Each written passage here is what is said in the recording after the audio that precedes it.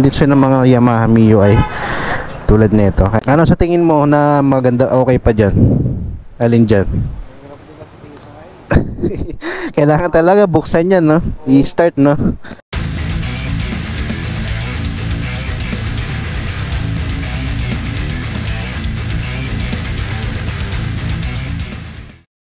What's up mga karepo? Nandito ako ngayon sa Wheeltech, Spania. So magbablog dapat ako dito, kaya lang nalito ko ng punta. So yung mga motorsiklo nila dito is naubos na kasi bagsak presyo dito eh. Nagaganap ngayon December 19 tsaka 20 yung motomura nila. Pero meron pa naman doon sa Abad Santos tsaka sa Taytay. So pupuntahan ko rin yun. So dito babalik ako dito bukas. So actually pa natin yung mga nila dito, mga natira. Ayan, meron pa sila dito, tagti 10,000 lang. Ayan, 10,000. Tapos may meron din silang Raider dito, 45,000 hanggang 40,000. Meron din silang mga Yamaha MIUI tulad nito. Kaya lang walang presyo nakalagay dito. Pero yan, babalik ako bukas dito kasi madadagdagan pa tong mga unit nila dito. Okay, so yan, meron silang Smash sa halagang 20,000 tsaka 18,000. Okay, so yan, mag-iikot-ikot muna ako. Samahan niyo ako mga karepo. Uy, para ba to? Wait lang. Di ako nakapag-jacket, ang init.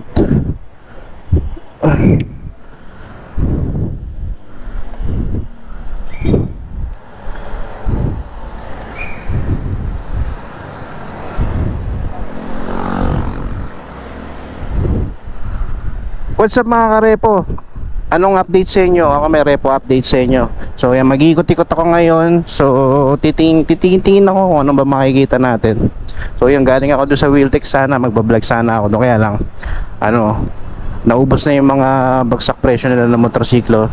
Pero babalik ako bukas doon kasi madadagdagan pa naman yan. Alright, so yan. So ngayon, ikot-ikot muna tayo. Hanap ako ng iba pang mga motorsiklo na mga repo. Yan. Approaching Welcome Rotonda, Quezon City. So mag-u-turn ako dito, pabalik dun sa saan ba? Sa Tayuman. Hindi ko yata nalagay yung sabi na hindi ko na-ilock yung helmet ko. Pag December talaga mga karepo, napaka-traffic kahit anong oras. Lalo na kapag rush hour. Ngayon pa lang mag-aalas 4 pa lang.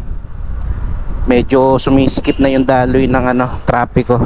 Ayan, ngayon lang ako nakalibre ng araw. Kaya lang hindi ko pa inaabot yung motomura dito sa Wheeltech. Pero bukas babalik ako ng umaga kasi alanganin yung pasok ko eh.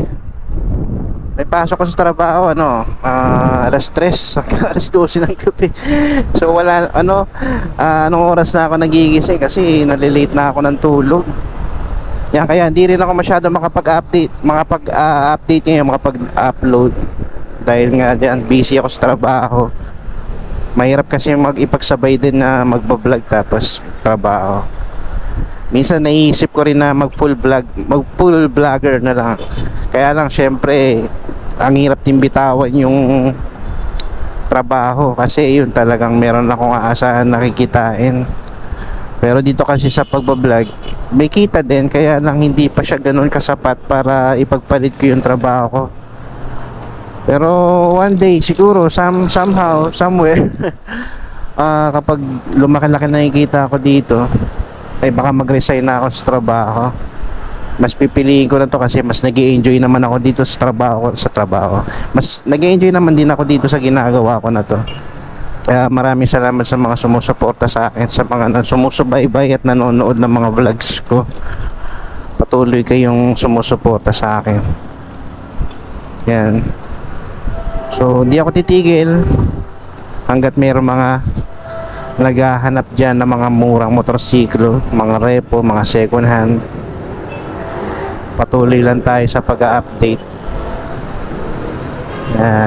Ang laki na ng pinagbago sa Maynila, ang dami ng mga flyover na nagagawa.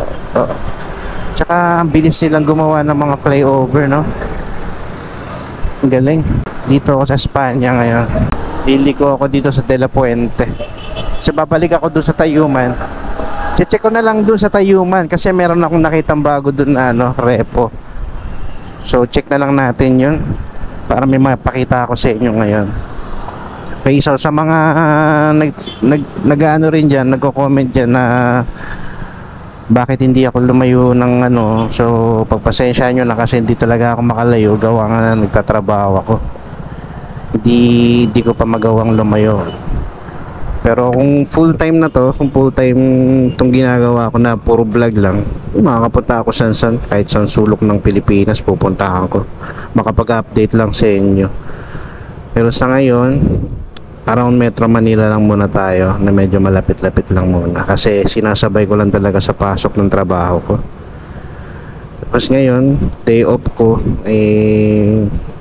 minsan pag day off ko tinatamad din ako lumabas kasi nga parang gusto kong sulitin yung pahinga, 'di ba? Buong linggo ka nagtatrabaho, parang isang araw na yun bitin pa nga yung isang araw na pahinga na yun. Kaya minsan nahihirapan ako, gusto kong ipahinga muna yung na yun. Kaya lang nangihinayang din kasi ako sa araw, nangihinayang din ako sa araw na wala akong i-upload. Gusto ko kasi sa isang linggo at least kahit isa, dalawang video meron akong maipakita sa inyo. Yan, dito ako sa De La Puente. Sisingit tayo dito. Yan, babalik ako dun mga karepo sa Wheeltech bukas para i-vlog. Pagka-vlog ko nun siguro sa umaga, bandang hapon yun, may i-upload ko rin agad yun para mayabol nyo kung sakaling naghahanap kayo. Kaya sa ngayon, harap muna tayo sa iba. Yun, magche-check ako dun sa sa Tayuman. Sulyapan lang natin. Yan na natin. Tapitan, dito tayo sa Tapitan. Nakalimutan ko mag-jacket. Naka-t-shirt lang ako. Sa bagay, mag-alas 4 naman na, hindi na ganun kainit yung sikat ng araw.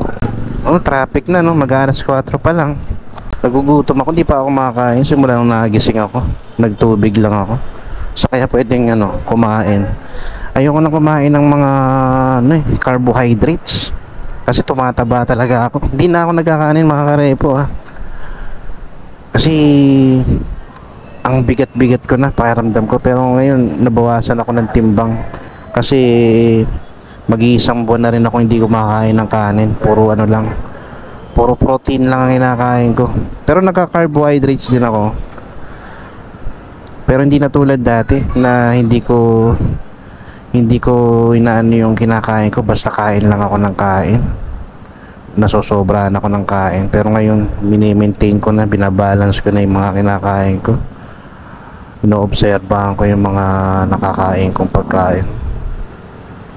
Madalas sa kinakain ko lang minsan nilagang itlog, tapos mga gulay, mga broccoli, ganun. Kapag may pera, broccoli.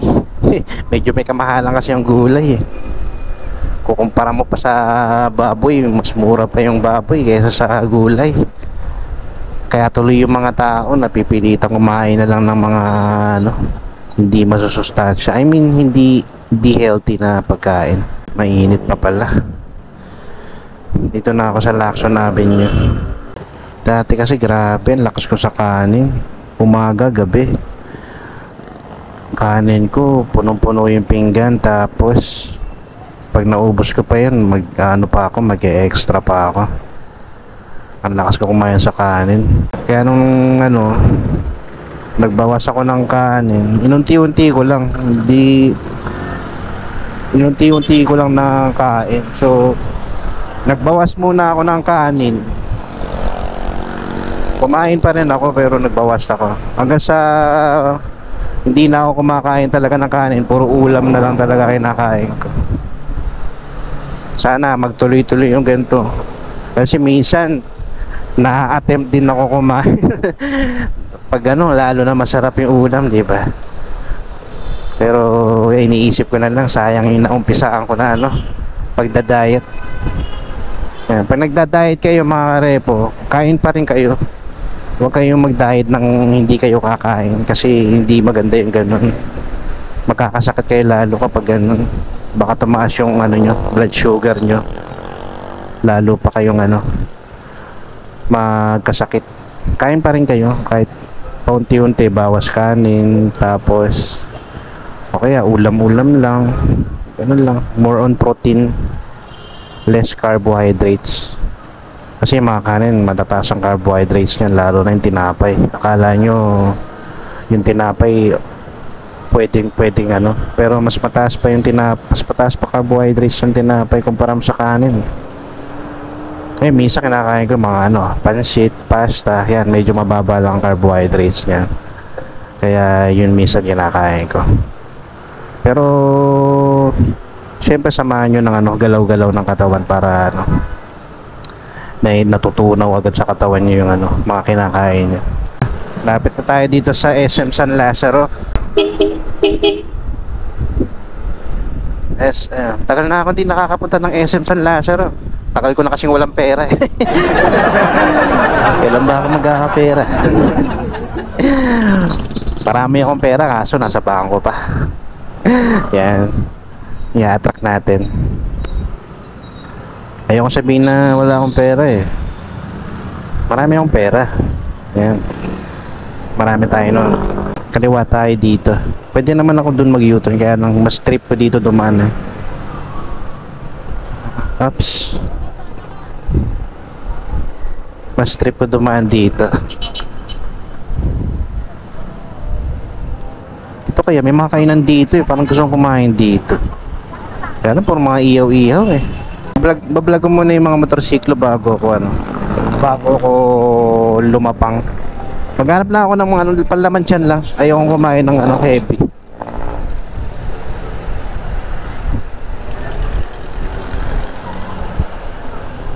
Sira yung ano dito, traffic light. Paano kaya to? Mainit pa pala yung sinag ng araw. Huwag sana ako mangitim. Masyado kasi ang conscious sa balat ko mga repo eh. Pagpasensyaan nyo na. Ayoko nangingitim eh. Umiinom nga ako ng ano eh, gluta eh, para pumuti eh. Tapos mangingitim lang ako ng ganun-ganun lang. Arte sa balat ko, para akong babae. Yan, tayuman na tayo. Naalala ko dati nagbablog ako dito ng mga ano, sa mga hindi nakakaalam dyan, nagbablog ako dati, Macdon TV pa nga yung ano ko, channel ko, pero active pa rin. Ito na lang yung Macdon TV para sa pag-update ng mga brand new na motorsiklo. Pero dati, ang content ko dun, nagbablog ako ng mga homeless, nagugupit ako ng mga ng homeless and libre. So, dino-document ko yun. Yun yung pinaka-vlog ko. Yan. Bala ko sana ulitin kaso sa ngayon kasi napaka-busy ko. Ito nga lang repo update eh. Hindi ko masyadong mabigyan ng oras. Yan. Ito, sasaglit lang tayo dito sa may Yamaha Tayuman. So may nakita kasi ako dito bagong baba lang dito siguro to. Pero may presyo na eh. Check natin. Yan. Ayan no, may mga NMAX pa nga sila dito eh. Sa mga naghanap dyan ng sporty, ito 41,000 na lang. Kasi ito medyo may kamahalan pa, 56,000. Yan. Puro sporty ah. Ano pa pinakamababa dito? Yun yung 41 lang. Tapos dito meron silang MIUI. Sa MIUI nila pinakamababa, check natin. 47, 41, 41, 62. Ito 41. Pinakamababa na to. Sa mga ganito mga karepo, yan, zero down payment yan kapag kinuha nyo siya ng installment. Yan. Ito MIUI 125, 41, 47. Ito maganda na to sa 41,000. Mileage na ito 46. Okay, so sa likod tingnan natin, ikutan natin. Naka-lowered Honda Click. Dito meron silang MIUI. Ito may presyo 62 pero updated na siya no, dati siyang 68. 62,000 na lang siya. Yan, 2982 yung ano niya, Mio Gear. Yan, so naghanap dyan. Ito, Mio Soul i 125, 43,000 updated price na. Dati siyang 47,500. Andito pa tong Mio Aerox nila, oh. Mileage na ito 2,000, baba pa. Sigurado ba yun? Ha? Mukhang pinalaka lang yun. Madalas naman kasi pag ganyang mga repo eh, kaya ano. Talagang ano na lang, kailangan maging ano ka, maging wise ka talaga kapag kukuha ka ng mga repo. Check mo mabuti kasi iba kasi talagang kinakahoy eh ng dating ano, may-ari. Pero ito, ano to, sticker lang. Sticker lang. Yan, wala siyang price. Ito mukhang okay pa to. Wala pang price. ABS. Pero yung nasa dulo na power gray meron na, may price na. Ayan, tinitignan din ni Kuya. Ano sa tingin mo na maganda, okay pa dyan? Alin dyan? Kailangan talaga buksan yan, no? I-start, no? Ito mukhang ano, mukhang hinalukay yung loob, pero yan, depende sa inyo yan mga karepo. Pero mababa na yung presyo nya, 103. Pwede na to. Kung mekaniko ka, zero down payment mga karepo. NMAX, zero down payment. Pwede pa. Ayan, yung nasa gitna, maayos, no? Pero to, maganda dito kasi zero down payment, no? Tapos 103 lang. Hindi ko na bibili ito, ganito. Pero kung goods pa yung makina niyan, pwede yan. May konting ayusin ka lang talaga. Konti. Ayan, labas-labas na yung ano niya, bituka, mga wiring. Pero madali lang yan. Kung mekaniko ka, kaya mong ayusin yan. Kahit di naman mekaniko, kung may alam-alam ka lang, pwede mo naman ayusin yan eh. Yan, halatang ano siya, no, kinahoy. Pero yan, sa presyo niya 103. Tapos zero down payment. Kung kukunin mo siya ng installment, pwede. Yan, NMAX, tatlo, ABS, matte gray, itong black, matte black. Itong matte black, goods pa, kaya lang walang presyo. Wala pa siyang ano, updated price. For pricing pa siguro. Pero matino. Pero ito mo, maganda to, maayos pa to. Ito lang, sablay tayo dito. Yan, yung Aerox din, andun pa rin, wala pang presyo. Yan mga karepo, sa mga naghahanap dyan ng ano, NMAX, ito, bisitahin nyo to, pwede nyo na may check yan kung talagang ganyan yung hinahanap nyo. Pero yung sa tingin ko dito, mas okay itong ano, itong matte black nila. Yan, na ABS. Ito, goods to. Yan, ito tumitingin, marami rin tumitingin dito. Tapos sa mga naghahanap din dyan ng mga scooter lang na 115 or 125. Ito, alam ko 115 tong ganitong ano, sporty. Yan, MIUI, meron sila dito. Yan, dito sa Yamaha. Ay, sorry sir ah. Yan, naka-NMAX si sir ah. Ay, lalabas ako sir, okay lang. Oo, bago pa oh. Yan, babalak din ako bumili ng ano, NMAX. Ang choices ko talaga mga karepo, ADB 160. Kaya lang medyo pricey siya, medyo mahal para sa akin. Kaya siguro NMAX, pwede na siguro yan. Magpapalit na tayo ng motorsiklo soon. Pero sa ngayon, tingnan muna natin. Dahil medyo ano rin yun, no, pricey din. Kailangan ng budget. Yan. Kailangan natin mag-ipon-ipon pa. Yan. So by the way mga karepo, yan, pinakita ko sa inyo yung mga motorsiklo doon sa Yamaha Tayuman. So pauwi na ako. So yan, mag-ano muna ako, mag-stroll muna. Tingin-tingin tayo dito. Anong ganito, Kuya Pads? Ay, kanin. Ayoko na magkanin eh. Ano kaya masarap na pagkain? Yan, so mga karepo, no? So that's it for today. Siguro hanggang dito na lang, no? Maraming salamat sa inyo mga karepo. At pinapanood nyo ako, sinusuportahan, patuloy na sinusubaybayan sa mga repo update. So, yan, pag umabot tayo ng 100k subscribers dito sa YouTube, magpapa-giveaway ako. Pero isipin ko pa kung ano ipamimigay ko. At nagbabalak din akong mag-merch ng mga riding jersey. Yan, para sa inyo kung sakaling naghahanap kayo ng riding jersey na repo update. Ayan, abangan nyo.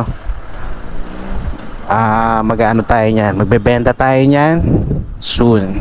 Okay, sana suportahan nyo mga karepo. So syempre mag-ano tayo dyan, meron namang mga previous yun eh. Okay, so yung mga repo, that's it for today. Maraming salamat, hanggang dito na lang.